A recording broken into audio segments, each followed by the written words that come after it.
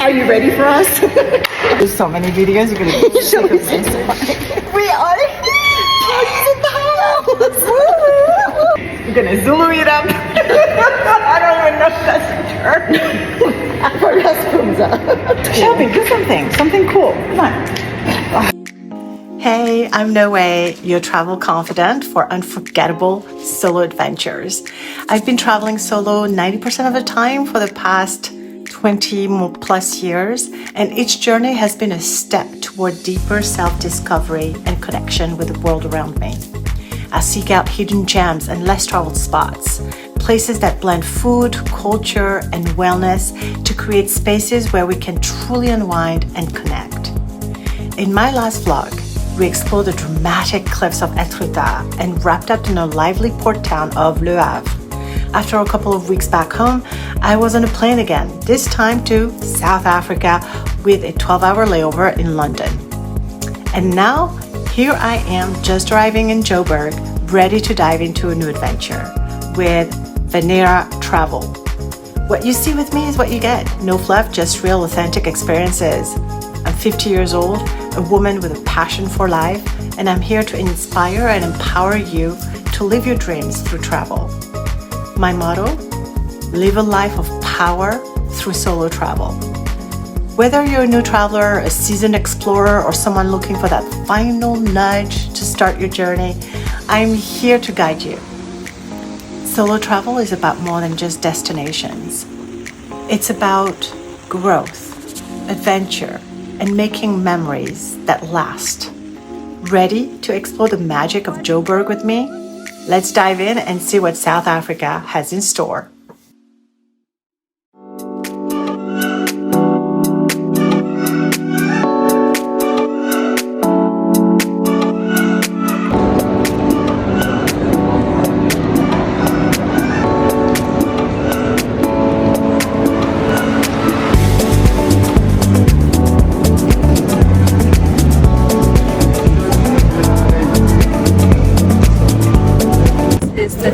Which is Greek yogurt with cucumbers, garlic, lemon juice, and a little bit of salt.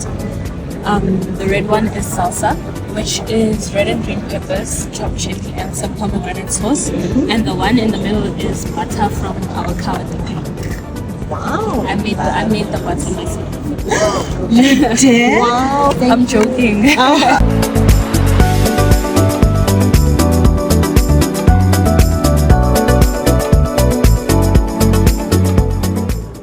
Montecasino offers a unique blend of Italian-inspired architecture and South African hospitality.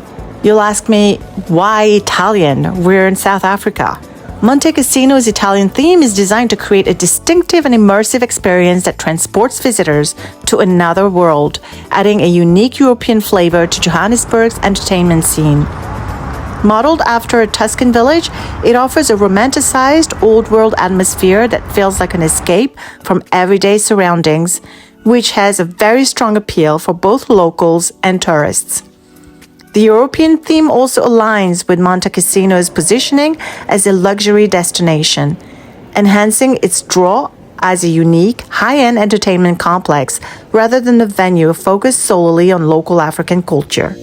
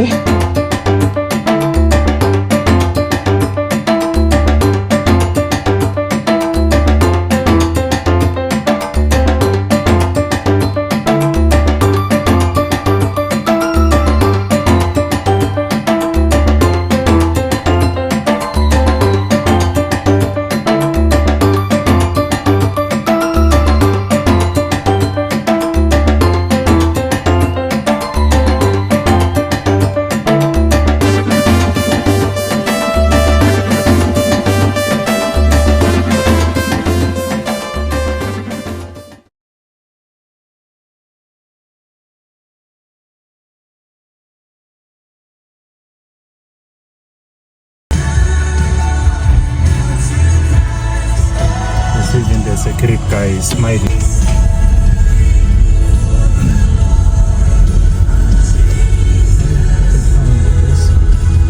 So Lois, Lois is now blind. where are we tonight We're for at dinner? Nelson Mandela's home, the sanctuary, Mandela. We are going to meet with a tour operator, and her name is Jan. She owns several lodges and safaris in Kruger and Zimbabwe. So we look forward to meeting her. All of us are meeting her for this first time. I'm Nancy. I'm Oa. And where are you from? United States. Kentucky. And Morocco, I guess. I'm a tour operator in Morocco, a DMC/tour operator. And we... So if you go to Morocco, go to this lady right here. Open doors Morocco. Open Doors Morocco.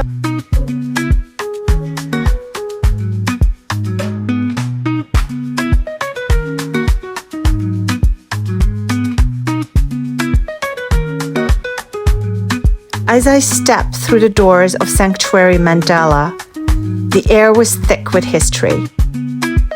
The weight of history is so palpable here. This was once the home of Nelson Mandela, and now it stood as a symbol of peace and reflection, transformed into a beautiful boutique hotel. This sanctuary stands as a place of reflection where the walls remember his triumphs, struggles, and indomitable spirit. Rooms are adorned with artwork, photos, and artifacts, each telling a piece of his journey, from imprisonment to his ascent as South Africa's first Black president and global icon of peace and justice. There is an undeniable warmth here, a sense of purpose and peace that invites you to pause and connect with the ideals he championed: unity, forgiveness, and humanity.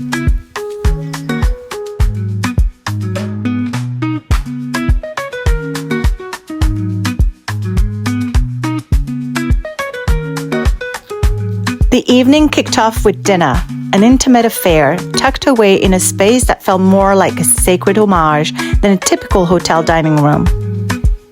The food wasn't just food.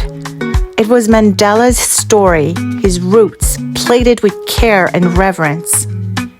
The dishes, inspired by his favorites, were soulful and familiar, yet had that subtle edge of innovation, like a nod to the past with a wink toward the future.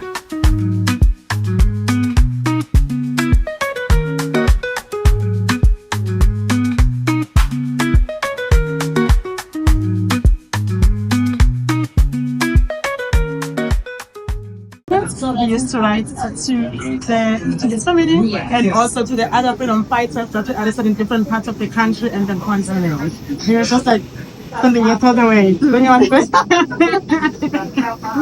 Now we have taken that and incorporated it into our menu so that everyone that loves it. I will leave this baby right here. This is her latest work. This is her book that was launched about 10 months ago, just last year around September.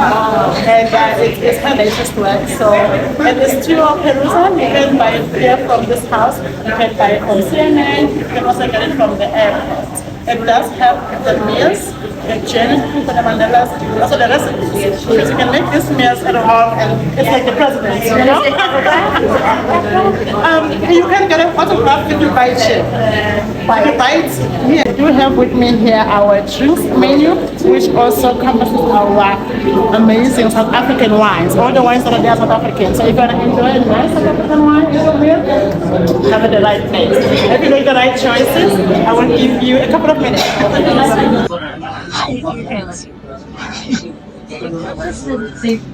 So what did she say about, did she get a copy? What happened? The flavors were bold, unapologetically South African. Every bite carried the weight of the land, the kind of meal that leaves you warm, satisfied, but curious for more. As we moved through the courses, there was an unspoken understanding. This was more than just dinner. It was an invitation to connect, to reflect on a life well lived and a legacy that would never fade. After the last savory bite, we transitioned into the tour. The place felt alive, every room a chapter in a book you'd want to devour in one sitting. You could almost sense Mandela's presence, his calm and his resolve. The spaces were beautiful, yes, but it was the stories woven into the architecture that made it resonate. Excellent. So this is part of your visit when I'm going to take you on for a house tour. Okay. Right. Dr. Nelson Mandela, the home which he lived in between the years 1992 and 1998. So meaning when he was president of our country, this was his private residence. Right? Got the chills. And by me saying that, it will give you an idea of some of the important events that took place here, important meetings of which some of them shape our current political landscape. After 98, he then moved to 12th Avenue, which is the following street after this one. I moved to 12th Avenue after marrying his third wife, Mandela. So many of our guests confuse this home to the home that he moved to. So when they get here, they're like, this wasn't Nelson Mandela's home. But to clarify that, it was during his presidential years that he stayed here. He was president from 94 to 1999. So he only did one term as a president of the country. Right? So after moving out, the Nelson Mandela Foundation started its operation from here. The foundation was here for about 4 years. Then they also quickly outgrew the space, hence they moved to their current address, which is like a 10-minute walk away from here. Now what happens after the foundation moves out is that this home was left abandoned for quite some time. It wasn't properly taken care of, and as a result it started to dilapidate, and images over there are images of how the house used to look like in the future.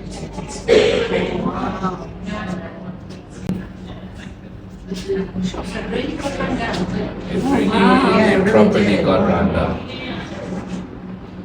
Right. And then from those images, that's when I restored the Perte Hotel. So if you haven't noticed, upstairs we have bedrooms.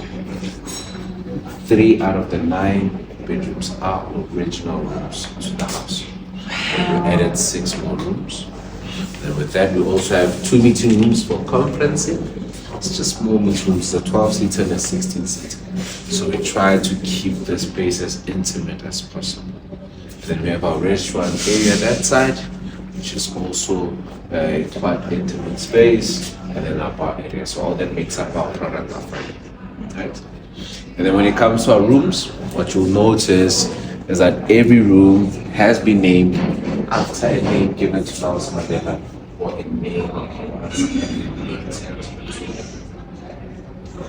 with a painting by John Mayer that further elaborates on the naming of the room. Some paintings with that suggest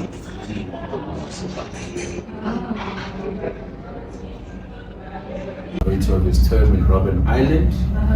Oh yeah, He wrote this letter. He was in Portsmouth prison. Okay. Oh, this is one letter. This is one letter, so you read it from frame number 1 at the top. Ah, from here. Okay, we're gonna go from here. Backwards. Yeah, me too. Start from here.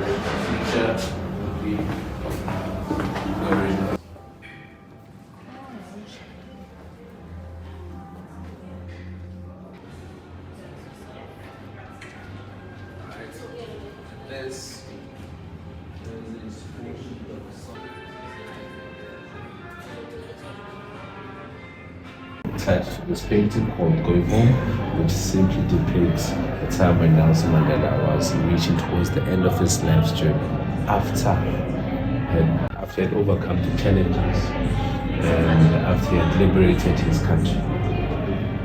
This is the original interior wall.